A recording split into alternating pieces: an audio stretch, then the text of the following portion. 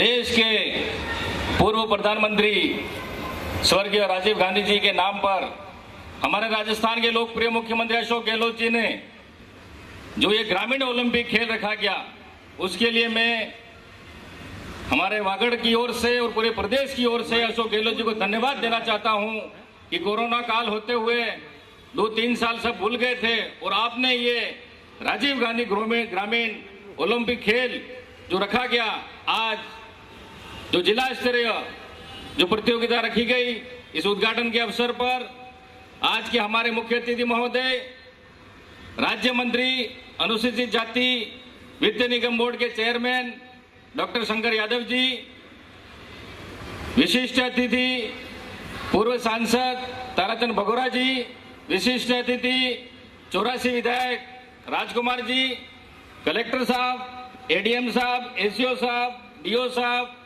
हमारे सभापति महोदय अमृत जी,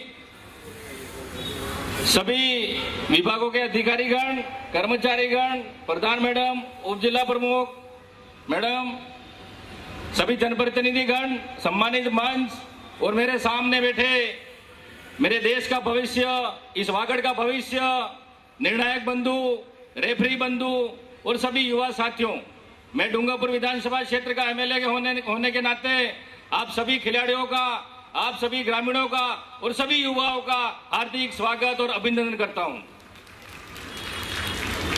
मैं ज्यादा समय नहीं लूंगा, खिलाड़ियों को वैसे भी ज्यादा नेताओं के भाषण अच्छे नहीं लगते हैं और आप वैसे भी गर्मी में या गर्मी लग रही है, मुझे पता है, जब हमको यहाँ पर गर्मी लग रही है तो आपको भी गर्मी लग रही होगी, स्वाभाविक है। मैं ज्यादा समय नहीं लूंगा, खाली 10 मिनट का आपको बताऊंगा। और नेताओं को क्या भीड़ अच्छी लगती है और खिलाड़ियों को क्या अच्छा लगता है? मैदान। खिलाड़ियों को मैदान अच्छा लगता है कि हमें मैदान चाहिए और खेलना अच्छा लगता है, भाषण अच्छे नहीं लगते, मुझे ही पता है क्योंकि मैं भी खिलाड़ी रह चुका हूं।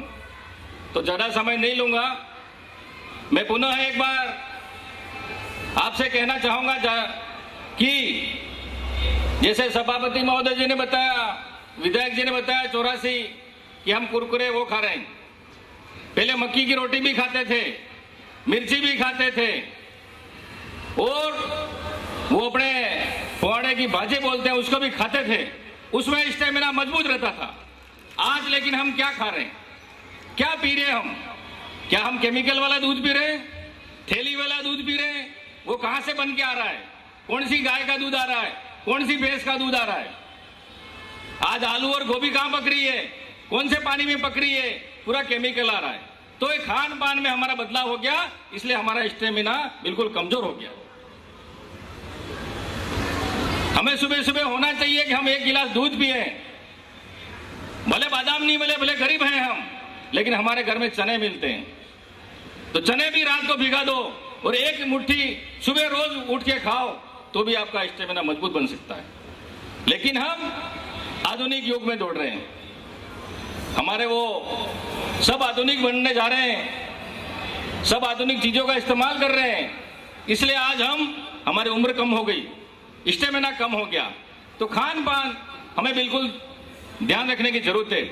और मैं छात्र छात्राओं से, खिलाड़ियों से कहना चाहूंगा कि ये खेल ही ऐसा माध्यम है जिससे एक दूसरे के विचार आदान प्रदान करने को मिलते हैं। इन खिलाड़ियों में कोई जाति नहीं, कोई धर्म नहीं और कोई वजूद नहीं, मतलब एक ही टीम की भावना से, संगठन की भावना से खेलेंगे।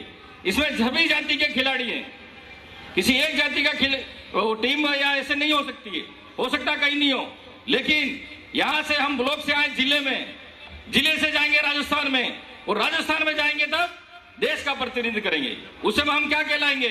क्या हम एक ब्लॉक के कहलाएंगे? क्या हम एक जिले के कहलाएंगे? क्या हम एक राज्य के कहलाएंगे? उस समय हम नेतृत्व करेंगे, हमारे भारत का, इंडिया का नेतृत्व करेंगे। यह आपकी सोच होनी चाहिए, यह आपकी एक पहल होनी चाहिए। मैं धन्यवाद देना चाहता हूं कि हमारे डूंगरपुर में ऐसे महान हस्तियां पैदा हुई, राज सिंह डूंगरपुर, स्वर्गीय जयंतीलाल जी, लिम्बाराम जी और जयंतीलाल जी और लिम्बाराम जी, और हमारे मंच पर भी बैठे हुए हैं सुंदर देवी जी कोटेड, कई बार गोल्ड मेडल जीते, हमारे अंतर्राष्ट्रीय तीरंदाज नरेश जी डामोर भी बैठे हुए हैं। इन्होंने भी मेहनत की, हमारे वागड़ का नाम रोशन किया। मैं आपसे भी कहना चाहता हूं, वागड़ का नाम रोशन करें, जिले का नाम रोशन करें, राजस्थान का नाम रोशन करें और हमारे इंडिया भारत का नाम भी रोशन आप कर सकते हैं। मैंने विधानसभा में भी कहा कि हमारे स्वर्गीय जयंतीलाल जी अंतर्राष्ट्रीय तीरंदाज थे, जो स्पोर्ट्स कॉम्प्लेक्स बना हुआ है। मैं कलेक्टर साहब से भी कहना चाहता हूं, आग्रह करना चाहता हूं कि आप भी यहां प्रस्ताव बना के भेजें कि स्पोर्ट्स कॉम्प्लेक्स का नाम स्वर्गीय जयंतीलाल जी नरोमा के नाम रखा जाए। ये हमारे सबकी सब जनप्रतिनिधियों की मांग है, हमारे खिलाड़ियों की भी मांग है। जब यह आदमी अंतर्राष्ट्रीय लेवल पर हमारे इंडिया का प्रतिनिधित्व कर रहा है, उसका नाम तो होना चाहिए। ये आप भी यहां से प्रस्ताव बना के भेजो और हम भी विधानसभा में बात करेंगे, और बात भी की है, लिखित में भी दिया है। मैं शारीरिक शिक्षक से भी कहना चाहता हूं, क्योंकि मैं खुद भी शारीरिक शिक्षक हूं। खाली हो सकता है पोस्टिंग मेरी नहीं हुई है, लेकिन मेरे कई साथी भी हम विराजमान है, कई रेफरीगण भी कर रहे हैं, कई निर्णायक बंधु भी हैं। तो शारीरिक शिक्षक का अर्थ होता है कि वो शारीरिक शिक्षक शरीर पर ध्यान देवे। पहले स्कूल में जाते थे, बच्चों के बाल बड़े हैं कि नहीं है, नाखून कटे हुए है कि नहीं है, वो सब देखते थे। नैतिक शिक्षा चलती थी, एक पीरियड चलता था। अब वो पीरियड खत्म हो गया, सब कुछ वो खत्म हो गया। जब तक शारीरिक शिक्षा, जब तक हमारी शिक्षा शरीर की, जैसे किताबों की शिक्षा वो होती है पढ़ने वाली शिक्षा, लेकिन शरीर की भी शिक्षा जरूरी है। हमें दौड़ना है, योगा करना है, ये क्या करना है, हमारा शरीर कैसे मजबूत करना है, हमारा शरीर कैसे निरोगी बनाना है, ये सब आपके शारीरिक शिक्षक के हाथ में है और हमारे खिलाड़ियों के हाथ में। हो सकता है आपको कभी कहते हैं कि हमारे पास गुरु नहीं है, स्टाफ की कमी है, हमें पढ़ने का मौका नहीं मिलता है। अरे वो एकलव्य का कौन सा गुरु था? अर्जुन के तो गुरु थे, गुरु द्रोणाचार्य। एकलव्य का कोई गुरु नहीं था, लेकिन फिर भी वो अर्जुन से आगे निकलने की कोशिश करता था। गुरु द्रोणाचार्य को उसने गुरु माना, मिट्टी की मूर्ति बनाकर। और उसने जो कुत्ता भोग रहा था गुरु द्रोणाचार्य का, उसने शब्द वेदी बाण छोड़े, कुत्ते का मुंह बंद कर दिया। वो था एकलव्य भील। और अर्जुन के गुरु थे गुरु द्रोणाचार्य। उन्होंने सोचा अगर इसका दाहिना हाथ का अंगूठा मैंने नहीं मांगा तो ये अर्जुन को भी पीछे छोड़ देगा और इतिहास में नाम इसका हो जाएगा। अगर आप में लगन है, मैं ये कहना चाहता हूं, अगर आप में हिम्मत है, अगर आप में जुनून है, तो आपको गुरु की जरूरत भी नहीं है, आप आगे बढ़ सकते हो। उस एकलव्य का उदाहरण देना चाहता हूं मैं। कई साथी कहते हैं कि हमारी ये कमी है, वो कमी है, लेकिन लीमाराम जी कहां से उठे? जाड़ोल कोटड़ा से। इनके घर जाके देखो, इनके खाने पीने के इनके कपड़े नहीं थे, खाट नहीं थे, लेकिन फिर भी इन्होंने इंडिया का प्रतिनिधित्व किया। आज हमारे पास सब कुछ सुविधा है, फिर भी हम यहाँ मन लगाकर पढ़ नहीं रहे, मन लगा वातावरण नहीं बना रहे। या खेल के माध्यम से या पढ़ाई के माध्यम से अपना एक लक्ष्य बनाओ कि मुझे ये बनना है, तो तुम्हें दुनिया की कोई ताकत तुम्हें रोक नहीं सकती है।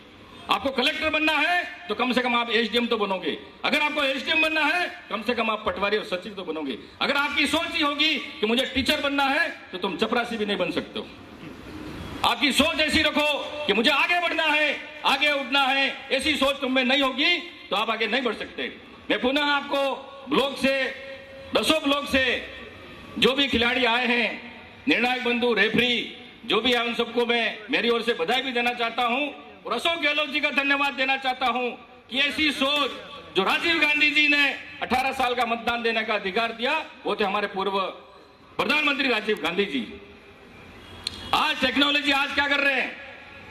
मैदान में खेलना बंद कर दिया।